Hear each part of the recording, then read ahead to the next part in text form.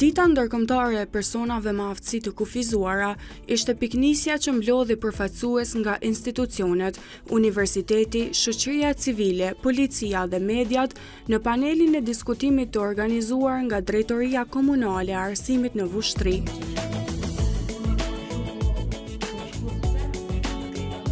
Sfidat dhe mundësitë për një Kosovë gjithëpërfshirëse për personat me aftësi të kufizuara u diskutuan për 2 orë në këtë event ku nuk mungoi as shprehja e mesazheve në formë simbolike. Kjo e cila shënon ditën ndërkombëtare të personave me aftësi të kufizuara. Një ditë që na kujton që përfshirja, barazia dhe dinjiteti janë vlerë mbi të cilat ndërtohet çdo shoqëri e drejtë. Sot ne kemi nderin të bashkojmë zëra profesionistësh, aktivistësh dhe përfaqësuesish të institucioneve, për të reflektuar së bashku mbi sfidat, por edhe mbi mundësitë të cilat I kemi para vetes për një shoqëri sa më gjithëpërfshirëse. Fjalën hyrëse kreu I Drejtorisë Komunale të Arsimit në Vushtrri e nisi duke bërë thirrje që nevojat dhe të drejtat e personave me aftësi të kufizuara të jenë prioritet I çdo institucioni. Kjo kategori shoqërore shumë e rëndësishme nuk kërkon privilegje të caktuara, mirë po kërkon çështje direkte, çështje të barabartë, mundësi reale për krijim edhe të vendit punës edhe çështje lëvizje të lirë, edhe gjitha kushtet sikurse kategori tjera të shoqërisë tonë. Në cilësinë e drejtorit të arsimit jam I nderuar që në çdo rast me organizu por edhe me bërë hapjen e një tërëzë të tillë.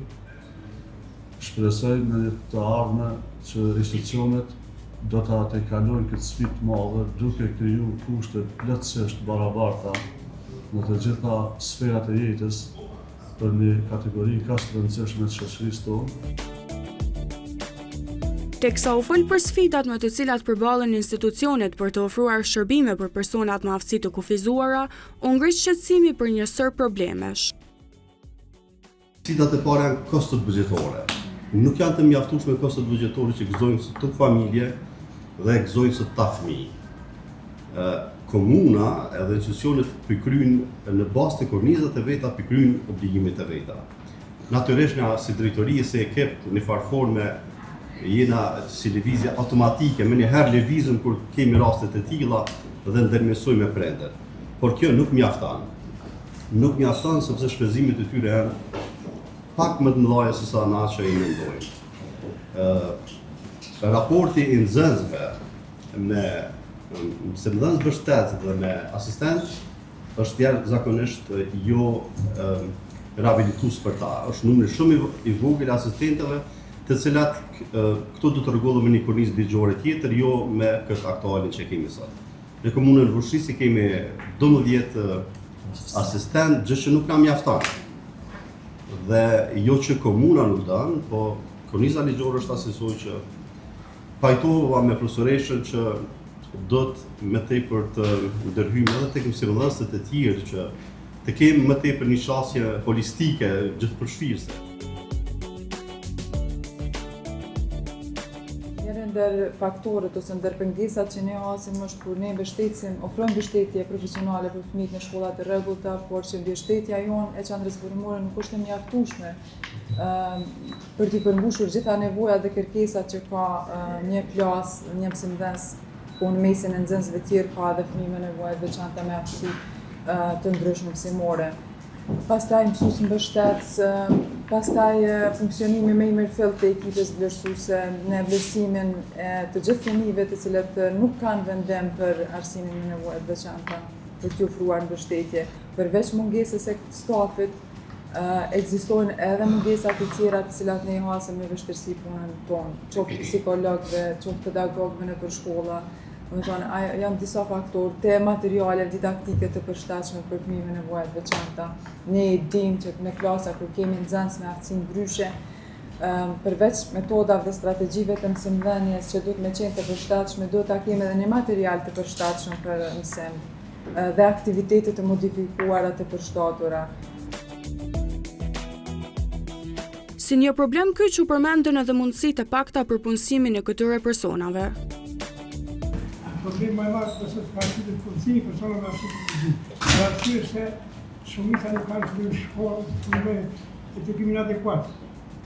Rrallë që kemi një me fakultet, shkot mërë në fillore, se qështë kanë thonë situata si vitet e para lutte për shemë ka qenë situatë, po nuk i kanë shkune për shkolla, i kam shef, që që tash që jam me disu populata, e së punojmë se në gjinin për dishëm me këtë kategori që te ofrojnë shërbimet, që të disonë në prind, dhe te dajnojnë ofë, shpesh më që bashkë një të rrënë, se në zhjërë transit, i ofrojnë shërbimet të në njerëve, një realizu krejtat e vetë. Vëmendja u fokusua edhe tek fëmijët me sindromën Down, duke nxjerrë në pa vështirësitë në qasjen ndaj shërbimeve shëndetësore dhe sociale.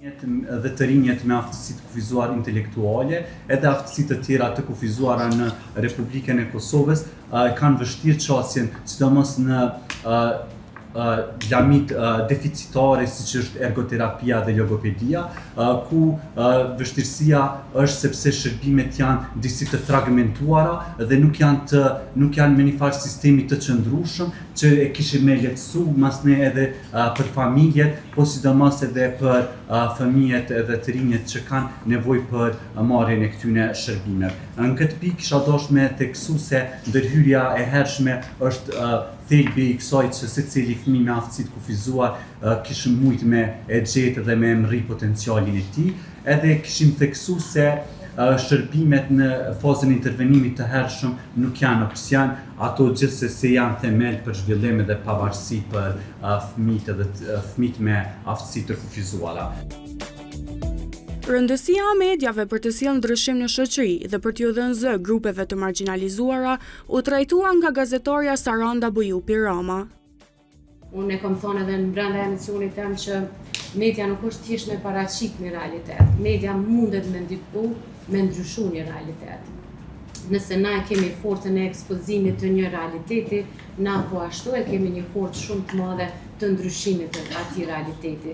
Presioni pozitiv që mund të bëjmë ne tek institucionet tona edhe tek ata të cilët janë vendimarrës për ndryshim, është presioni ma i drejt për drejt i mundshëm për me lobu dhe për me ngritë zonin të krejt ata ku ka nevojë. Edhe për personat me aftësi të kufizuara, me di ndër vite ka 20 vite që janë media, ndoshta është hesht 7 muaj për një problem, nëse një ditë është postuar një personazh i cili nuk mund të shkojë të aplikoj për letë njoftim, ose të aplikoj, ose të shkoj në qendrën e mjekësisë familjare të marrë shërbimin e nevojshëm për veti, brenda javës është sanuar problem prej presionit medial.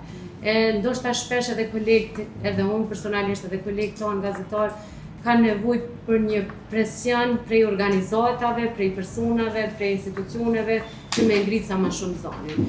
Mediat janë një, institucionet janë shumë, na munduemi me i përqafu të gjitha problematikat, shpesh mundet me na ikë ndonjëna prej problematikave, ajo që ka mujnë me thonë është që gjithmonë jemi aty kur na kërkohet zoni jonë, edhe zoni jonë është shumë i fuqishëm.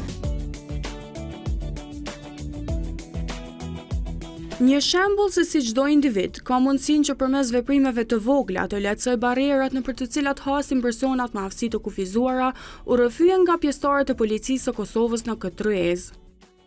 Mund të bëjmë përshtypje shkolla në fshatin e Samatresh, për Mesur Dudhe, atje ka një nxënës, edhe përshtypja janë që është aq, ç'methon, janë mbresa, qysh ata ju ofrojnë komoditet atij nxënësit. Aq mirë ti na afër, edhe pse ai ka nevoja ndryshme, mirë po nuk ja prishin atë atij nxënësit, edhe aq mirë sillen, e kështu kisha pas dëshirë jam përcjell këtë mesazh edhe në shkolla të tjera. Se na e dim gati çdo shkollë ka 2-3 nxënës ose nuk e di më saktësisht tyne, mirë po nxënësit tjerë. Mi ofrojnë shërbim, nuk po them shërbim, mirë po një mbështetje apo një përkrahje. Se familja nuk është gjithë ato. Janë nxënës, atë është mësuesja, është pedagog, është psikolog, është drejtori i shkollës, që janë staf. Mirë po edhe nxënësat kanë një rol shumë, unë kisha më qytë veçantë, që në mesin e tyre nëse kanë një nxënës, me ju ofrojnë një përkushtim që më thonë mos ma shkalu apo mos me ndopi të tjerë. Përkundër sfidave gjatë diskutimit u përmendën edhe aspekti pozitiv dhe progresi i komunës së Vushtrrisë. Jeni njëra për komunave që jeni shembull sa i përket shërbimeve të shëndetit vendor dhe të mbështetjes për fëmijët me nevoja të veçanta, sidomos arsimore. Tash vështirësitë e tjera ekzistojnë, po mendoj që është një shembull shumë i mirë, një model shumë i mirë edhe fakti që e kemi një zyrtar civil në TKA që nuk është me këto rotacionet që ndodhin, e tregon vërtet që vizionin komunal që e ka kjo komunë. Edhe mendoj që është një shembull shumë i mirë që duhemi me e nda me të tjerët. Ideja është që të sensibilizohemi, të mundohemi të japim kontributin tonë secili për kategorinë e ndihshme në shoqërinë tonë.